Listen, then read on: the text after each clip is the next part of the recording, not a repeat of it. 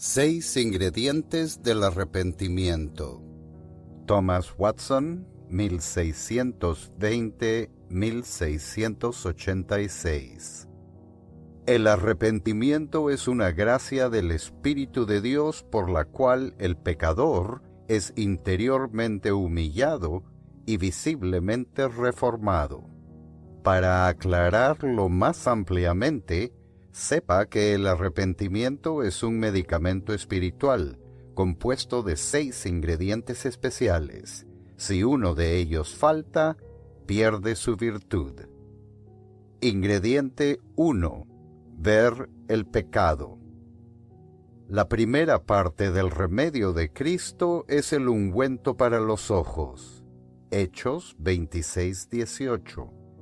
Es lo más admirable que se nota en el arrepentimiento del pródigo, y volviendo en sí. Lucas 15:17. Se vio a sí mismo como un pecador, y nada más que un pecador. Antes de que el hombre pueda venir a Cristo, tiene que primero volver en sí. Salomón, en su descripción del arrepentimiento, considera esto como el primer ingrediente. Si se convirtieren. 1 Reyes 8:47. El hombre tiene que primero reconocer y considerar cuál es su pecado, y conocer la plaga de su corazón antes de poder ser debidamente humillado por él. La primera creación de Dios fue la luz. De igual modo, lo primero que sucede en el arrepentido es la iluminación. Mas ahora sois luz en el Señor. Efesios 5:8. El ojo se hizo para ver, al igual que para llorar. Hay que primero ver el pecado antes de poder llorar por él. Por eso, digo que donde no se ve el pecado, no puede haber arrepentimiento. Muchos que pueden ver faltas en otros, no ven ninguna en ellos mismos. Están cegados por un velo de ignorancia y soberbia. Por ello, no ven el alma deformada que tienen. El diablo hace con ellos lo que el halconero hace con el halcón. Los ciega y se los lleva tapados al infierno. Ingrediente 2. Sentir dolor por el pecado. Me contristaré por mi pecado. Salmos 38:18. Ambrosio llama al dolor o contrición la amargura del alma. La palabra hebrea para estar contristado significa tener un alma, por así decir, crucificada. Esto debe ser parte del verdadero arrepentimiento. Y mirarán a mí, a quien traspasaron, y llorarán. Zacarías 12:10. Como si sintieran los clavos de la cruz en sus costados. El que una mujer espere dar a luz a un hijo sin dolores es igual a que uno espere tener arrepentimiento sin dolor. Desconfíe del que puede creer sin dudar. Desconfíe del que se arrepiente sin dolor. Este dolor por el pecado no es superficial, es una agonía santa. Es lo que las Escrituras llaman quebrantamiento del corazón. Los sacrificios de Dios son el espíritu quebrantado. Salmos 51:17. Y un corazón rasgado. Rasgad vuestro corazón. Joel 2:13. Las expresiones herirse el muslo, Jeremías 31:19, golpearse el pecho, Lucas 18:13, vestir cilicio, Isaías 22:12, arrancarse el pelo de la cabeza, Esdras 9:3, son todas señales exteriores de dolor interior. Este dolor es, 1, para hacer inestimable a Cristo. Oh, qué deseable es un Salvador para el alma atribulada. Ahora Cristo es ciertamente Cristo, y la misericordia es ciertamente misericordia. Hasta que el corazón esté lleno de remordimiento después de haber pecado, no puede ser apto para Cristo.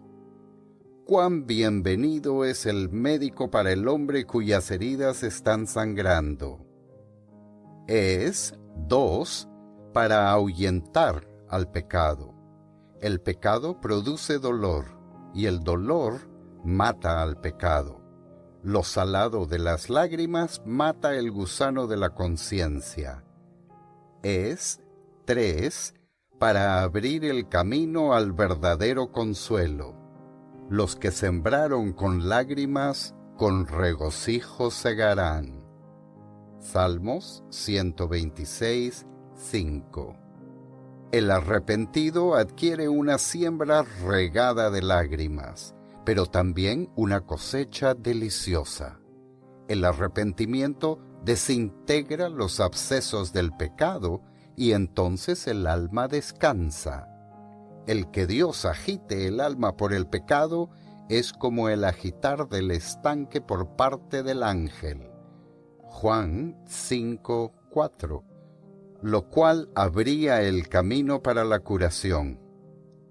Pero no todo dolor es evidencia verdadera del arrepentimiento. ¿De qué se trata este arrepentimiento piadoso? Tiene 6 requisitos. 1. El auténtico dolor piadoso es interno.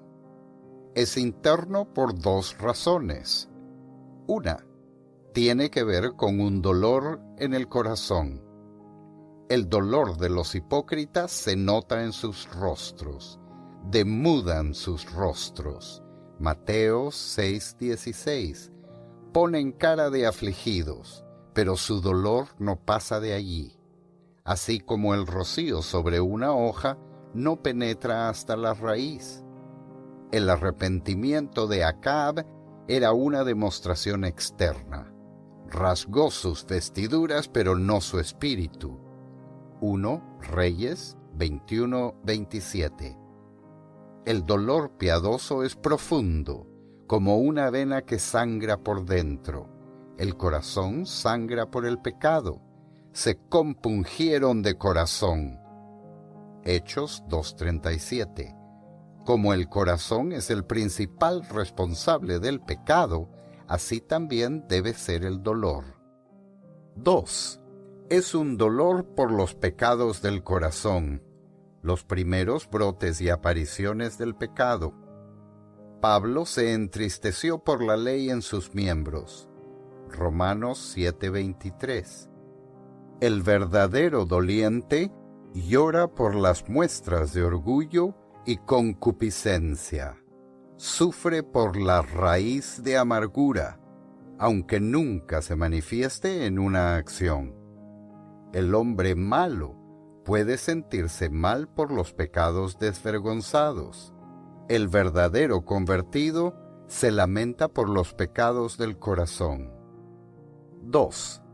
El dolor piadoso es honesto. Es un dolor por la ofensa, más bien que por el castigo. La ley de Dios ha sido quebrantada, su amor maltratado. Esto deshace en lágrimas al alma. El hombre puede lamentarse, pero no arrepentirse. El ladrón se lamenta cuando lo apresan, no porque haya robado, sino porque tiene que pagar por su culpa. Por otro lado, el dolor piadoso es principalmente por haber pecado contra Dios, de modo que aun si no tuviere conciencia que lo molestara, ni el diablo que lo acusara, ni infierno que lo castigara, su alma todavía estaría atribulada por la falta cometida contra Dios. Oh, Que no ofendiera yo a un Dios tan bueno, que no afligiera a mi consolador. Esto me destroza el corazón. 3. El dolor piadoso es uno que confía. Está entremezclado con la fe. El dolor espiritual hunde el corazón si la polea de la fe no lo levanta. Así como nuestro pecado está siempre delante de nosotros, debe estar también la promesa de Dios siempre delante de nosotros. 4. El dolor piadoso es un dolor grande. En aquel día habrá gran llanto, como el llanto de Adadrimón. Zacarías 12:11. 2 soles se pusieron el día que murió Josías, y hubo gran llanto fúnebre. A este extremo tiene que hervir el dolor por el pecado. 5.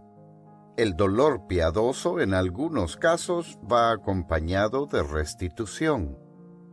Quien haya cometido una falta contra la propiedad de otros por medio de tratos injustos y fraudulentos, debe conscientemente hacer restitución. Hay una ley específica para esto.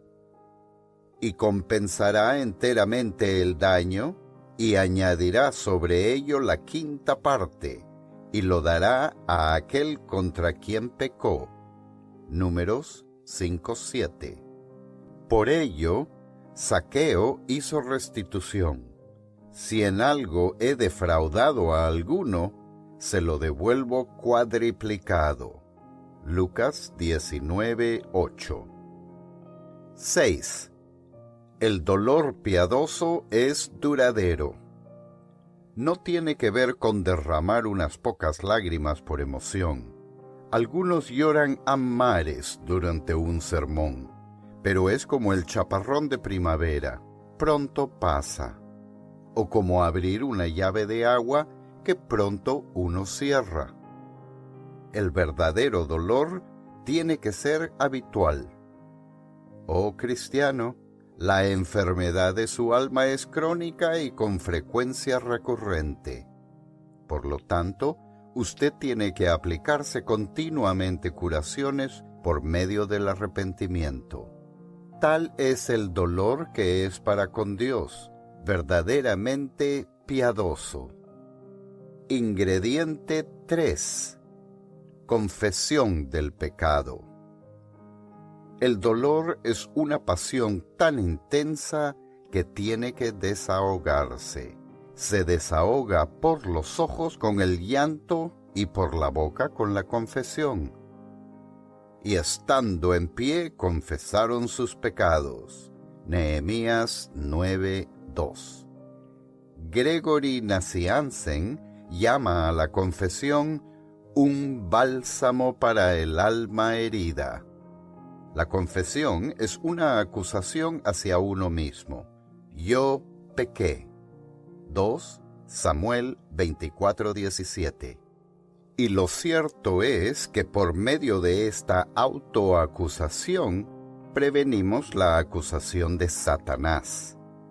En nuestras confesiones nos acusamos de orgullo, infidelidad, pasión, de modo que cuando Satanás, llamado el acusador de los hermanos, ponga estas cosas a nuestra cuenta, Dios dirá: ellos mismos ya se han acusado. Por lo tanto, Satanás, tus cargos no corresponden, tus acusaciones llegan demasiado tarde.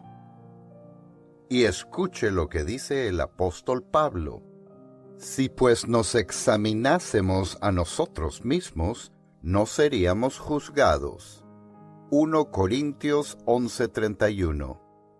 Pero, ¿acaso hombres malvados como Judas y Saúl no confesaron su pecado? Sí, pero la suya no fue una confesión auténtica. Para que la confesión de pecado sea correcta y genuina, estos tienen que cumplir estos requisitos. 1. La confesión tiene que ser voluntaria. tiene que brotar como el agua de un manantial, libremente. La confesión del malvado es arrancada a la fuerza, como en el caso de las torturas. Cuando una chispa de la ira de Dios penetra en su conciencia, o si teme la muerte, entonces confiesa.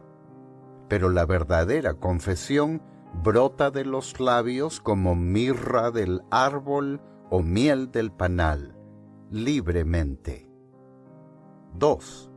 La confesión tiene que ser por compunción. El corazón tiene que sentirla profundamente. Las confesiones del hombre natural pasan por él como el agua por un caño. No lo afectan para nada. En cambio, la confesión auténtica deja en el hombre las marcas del corazón herido. David sentía un peso en su alma cuando confesó sus pecados. Como carga pesada se han agravado sobre mí. Salmos 38:4. Una cosa es confesar el pecado y otra es sentirlo. 3. La confesión tiene que ser sincera. Nuestro corazón tiene que acompañar nuestras confesiones. El hipócrita confiesa su pecado, pero lo ama. Igualmente, el ladrón confiesa lo que robó, pero le encanta hacerlo. ¿Cuántos confiesan orgullo y codicia con la boca, pero lo saborean debajo de la lengua como a la miel? Un buen cristiano es más honesto.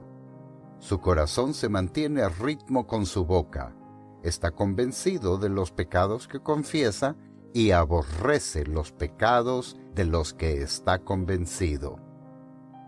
4. En la confesión auténtica, el hombre especifica los pecados. El hombre malo reconoce que es un pecador en general. Confiesa el pecado al mayoreo. El convertido auténtico reconoce sus pecados específicos. Es como el herido que acude al médico y le muestra cada una de sus heridas. Aquí tengo un tajo en la cabeza, allí me dispararon en el brazo. Del mismo modo, el pecador atribulado confiesa las diversas condiciones desordenadas, las enfermedades de su alma. 5. El verdadero doliente confiesa el pecado desde su origen. Admite la contaminación de su naturaleza. Lo pecaminoso de nuestra naturaleza no es solo falta de lo bueno, sino una infusión de maldad. Nuestra naturaleza es un abismo y semillero de toda maldad, desde la cual provienen esos escándalos que infectan al mundo. Es esta depravación de la naturaleza lo que envenena nuestras cosas sagradas. Es esto lo que trae los juicios de Dios y causa que al nacer nazcamos sin nuestras misericordias. Oh, confiese el pecado desde su origen.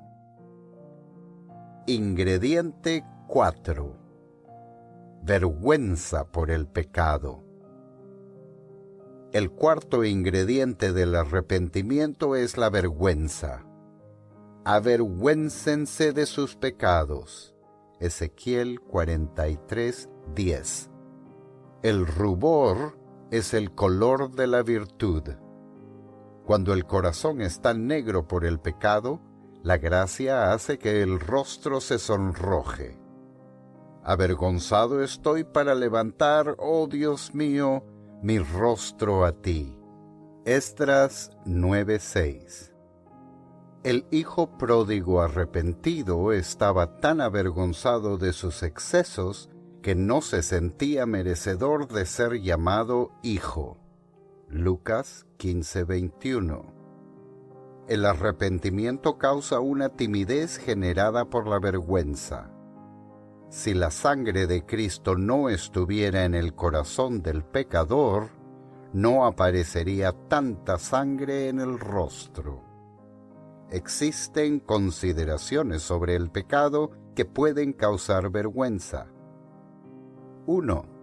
Cada pecado nos hace culpables y la culpabilidad, por lo general, produce vergüenza. 2. En cada pecado hay mucha ingratitud, y eso es motivo de vergüenza. Abusar de la bondad de un Dios tan bueno, cuánta vergüenza nos da. Ser ingratos es un pecado tan grande que Dios mismo se sorprende de él. Isaías 1:2. 3. El pecado nos ha desnudado, y eso puede generar vergüenza. El pecado nos ha despojado de nuestro lino blanco de santidad, nos ha desnudado y deformado ante la vista de Dios, lo cual puede causar que nos sonrojemos. 4. Nuestros pecados han avergonzado a Cristo, ¿y no deberíamos nosotros estar avergonzados? Él se vistió de púrpura, ¿y no se ruborizarán nuestras mejillas? 5. Lo que puede hacernos sonrojar es que los pecados que cometemos son peores que los pecados de los paganos. Actuamos en contra de más luz. 6. Nuestros pecados son peores que los pecados de los demonios. Los ángeles caídos nunca pecaron contra la sangre de Cristo. Cristo no murió por ellos. Ciertamente, si hemos pecado más que los demonios, esto nos hará ruborizar. Ingrediente 5. Odio por el pecado. El quinto ingrediente del arrepentimiento es el odio por el pecado. Los schoolmen se distinguían por un odio doble: odio por las abominaciones y odio por la enemistad. Primero, hay odio o aborrecimiento por las abominaciones. Y os avergonzaréis de vosotros mismos por vuestras iniquidades. Ezequiel 36:31. El arrepentido auténtico es un aborrecedor del pecado. Si alguien detesta aquello que le descompone el estómago, mucho más detestará aquello que le descompone la conciencia. Aborrecer el pecado representa más que meramente dejarlo. Cristo nunca es amado hasta que uno aborrece el pecado. Nunca se anhela el cielo hasta que uno aborrece el pecado. Segundo, hay odio por la enemistad. No hay mejor manera de descubrir la vida que por medio del movimiento. Los ojos se mueven, el pulso late. Así que para descubrir el arrepentimiento, no hay mejor señal que una antipatía santa contra el pecado. El arrepentimiento firme comienza en el amor de Dios y termina en el odio por el pecado. ¿Cómo puede reconocerse el verdadero odio por el pecado? 1. Cuando el espíritu del hombre se opone al pecado. No solo la boca se expresa contra el pecado, sino que también lo aborrece el corazón. De modo que no importa lo atractivo que parezca el pecado, lo encontramos detestable, tal como detestamos el retrato de alguien que aborrecemos mortalmente, por más hermoso que se haya dibujado. No importa que el diablo cocine y aderece el pecado con placeres y ventajas, el arrepentido auténtico con un aborrecimiento secreto por él, se siente disgustado por él y no se mezclará con él. 2. El verdadero odio por el pecado es universal. El verdadero odio por el pecado es universal de dos maneras, con respecto a las facultades y al objeto. 1. El odio es universal con respecto a las facultades, es decir, que hay una antipatía por el pecado, no solo mental, sino también de la voluntad y los sentimientos. Muchos están convencidos de que el pecado es una cosa vil y mentalmente tienen una aversión por él. No obstante, gustan de su dulzura y se complacen secretamente en él. En estos casos, se manifiesta en una aversión mental por el pecado y a la vez en un amor por él, mientras que el verdadero arrepentimiento, el odio por el pecado, está en todas las facultades, no solo en la parte intelectual, sino principalmente en la voluntad. Lo que aborrezco, eso hago. Romanos 7:15. Pablo no estaba libre de pecado, no obstante, estaba en contra de él. 2. El odio es universal con respecto al objeto. El que aborrece un pecado, aborrece todos.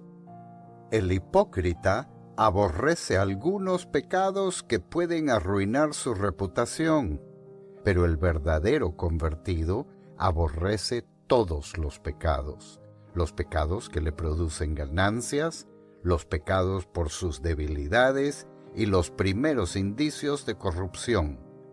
Pablo odiaba la propensión a pecar. Romanos 7:23. 3. El verdadero odio contra el pecado es contra el pecado en todas sus formas. El corazón santo detesta el pecado por su contaminación intrínseca.